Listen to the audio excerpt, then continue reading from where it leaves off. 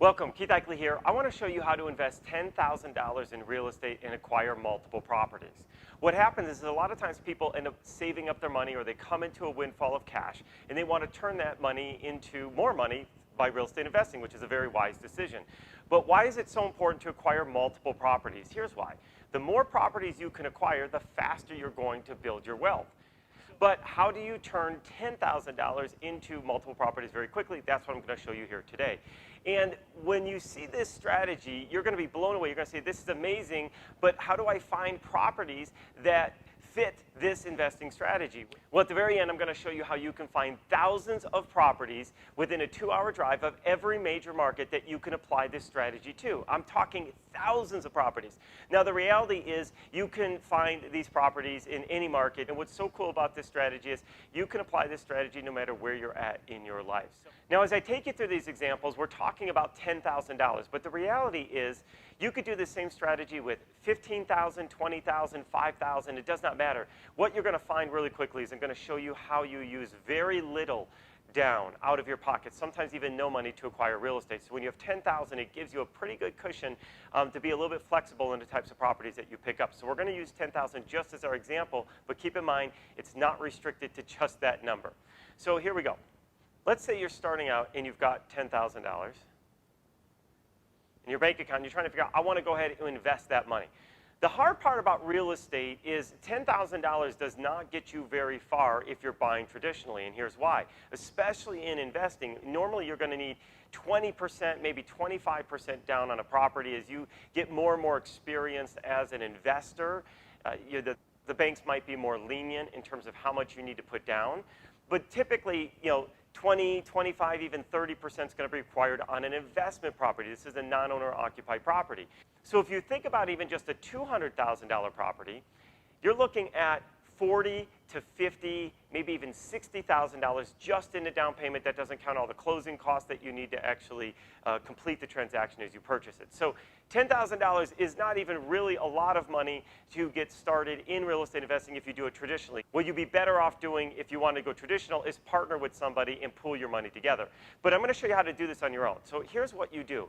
Instead of acquiring it traditionally, we actually acquire the property in a strategy that's called rent to own.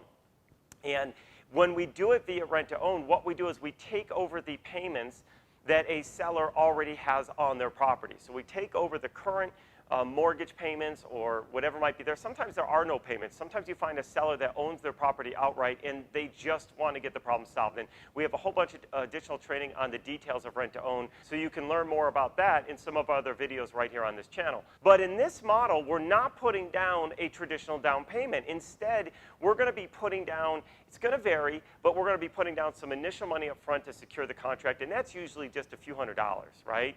But the bigger pieces in this is you're oftentimes going to need to come up with a first month's rent and a security deposit. So we're going to build that into our numbers here. So instead of a down payment, when we work with in a rent-to-own situation to pick up a property, we're going to put out, let's say the rent for the property is going to be $1,600. That's what we agreed to. So we go $1,600. I put this in red because this is money out of your pocket. So you're going to have to take out, say, $1,600 for your first month's rent. And then maybe they want 1 month as security. Oops. Sorry about that. Let's make that $1,600, not $16,000, as a security deposit.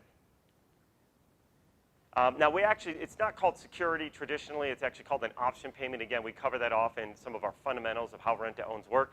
But at the end of the day, how much have you invested at this point? So what you're doing is you're actually going to rent the property with the option to purchase it at a later point in time. Now, the reason that's so powerful is because it allows you to take control of the property with very little. So add this up. Right now, we're looking at $3,200. So right now, I'm just going to do a subtotal here. So these together bring us to minus 3,200, right? So I'll put these in parentheses so we're not subtracting all of them. So we're out $3,200 out of our pocket, okay? So this is our out of pocket. Now, you're not only going to acquire the property on a rent-to-own, but you're actually going to lease it out on a rent-to-own.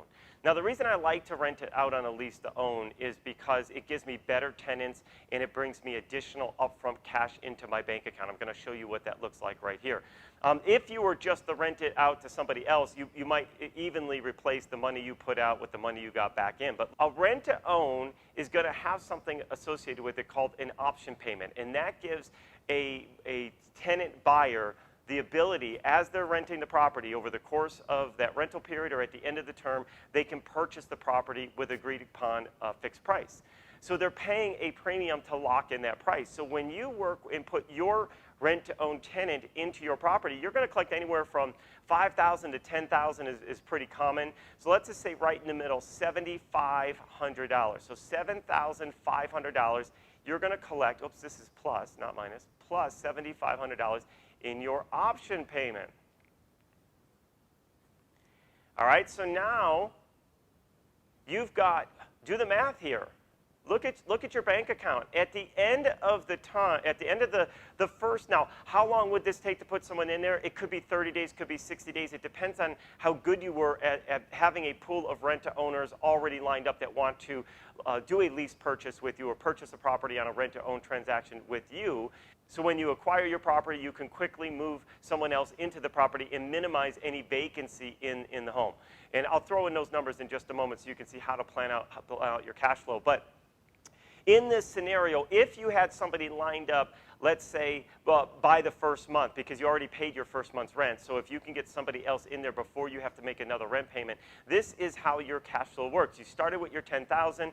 We had our $3,200 out of our pocket for the first month's rent and security, but then we made $7,500 in cash from our option payment. Now, oftentimes, on top of the option payment, you're getting your first month's rent as well. So you should be getting another, whatever you re-rented the property for. It could be $1,650, $1,700, whatever that number is. I'm going to assume that you didn't even do that. Let's say you even did first month rent free, just to get somebody filled in fast. Again, I don't really recommend that as a strategy, but just to be ultra conservative on the numbers here, you're now, look at this, if you take the $10,000, subtract off your $3,200, but then you made $7,500, your bank account is now at how much? You're at $14,300. Is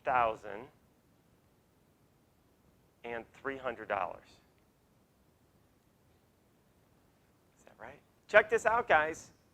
You now increased your bank account. You went from $10,000 available to invest in real estate to now having $14,300 available to invest in real estate. So now you can go do a second property, a third property, a fourth property, and if you keep following this process, you will start acquiring real estate faster and watching your bank account grow at the same time, instead of putting all your money into a project, hoping that it comes out and nets you some high yield. Now, there are other things that could be included as costs that could change the amount that you have to work with. Let me give you an example of that. Let's say you find a property that needs some work and you have some vacancy. So let's go back to our scenario.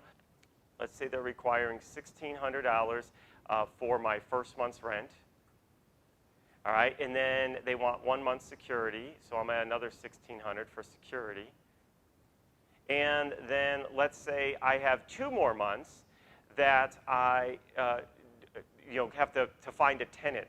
So I have 2 extra payments. This is 3 months total because I already gave them first month's rent. So let's say it takes me 90 days to find somebody to put in that property. So I've got another $3,200 for months 2 and 3 vacancy. And let's say that for this particular property, I had to put some money in. Let's say I had to put $3,000 in for some renovation. Maybe it needed a little bit of paint, a little bit of cleanup, whatever it might be. So again, this is just an illustration for you. So let's look at our total cost in this case. So I've got 16, 32, I've got $6,400, I've got $9,400 out of my pocket. Then on the other side of the equation, let's say I got my $7,500 option payment. And let's say I got my first month's rent as well. And let's say I only rented it for $1,700. Now, when you do a rent to own, you typically are always going to be renting over what regular market rent is. So again, you can learn that in our fundamentals of rent to own and how that works. So I've got $1,700 is my tenant's rent, right? And I get their first month right away. Let's add up these numbers and see where we net out. So we started with $10,000, we spent $9,400, so we're down to $600 in our bank account. But then we get $7,500 in. That puts us at $8,100, and then another $1,700 for first month's rent. We are at $9,800. So let me show you this. This is our bank account in just, we'll call this, we said it took us 90 days to get someone in there, so at the end of 90 days, in 90 days, it only cost us $200 to acquire this real estate property. Now, $10,000 to me is a pretty conservative number. I've actually turned $100 into $35,000 in 1 year using this exact strategy. I've got a video on that. You could check it out. So the reality is I hope you put less than $10,000 into any individual property. But on a return, so somebody think, okay, this sounds awesome. I love this. I'm seeing it now, how my money comes back to me. It's like a boomerang, right? You throw it out there and it comes back, and ideally to get it come back as quickly as possible. And we could show you how to do that in some of our other trainings here on this channel. But $9,800 is now available to go do this once again and again and again and again and again. Now, the property itself should also make you anywhere from $15,000 to $50,000 over the course of the next 2 to 5 years, depending how you structured your agreements.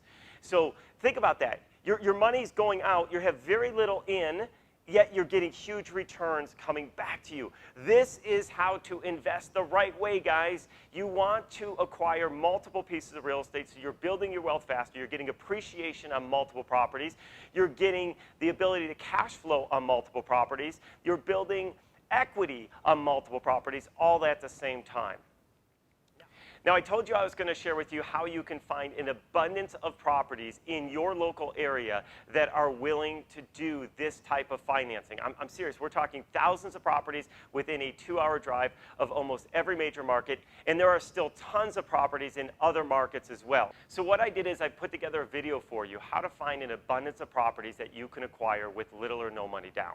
So that's going to follow up right after this video. Check it out there. And if you want to learn how to get started in real estate investing, you want to learn how to take these strategies and get deeper with them and really apply them, I'm going to give you right now free access to behind the scenes in NextGen Real Estate Investing. You can scope out our channel and find all these videos, but we've packaged it all together for you for free, and you can just use the link right down below and learn how you can start acquiring real estate, invest in real estate, build your wealth. So check that out in the link below. So if you like the content that I shared with you here today, click the like button and be sure to subscribe and turn on notifications so that you get alerted anytime we publish new content to our channel. Thanks for joining here today.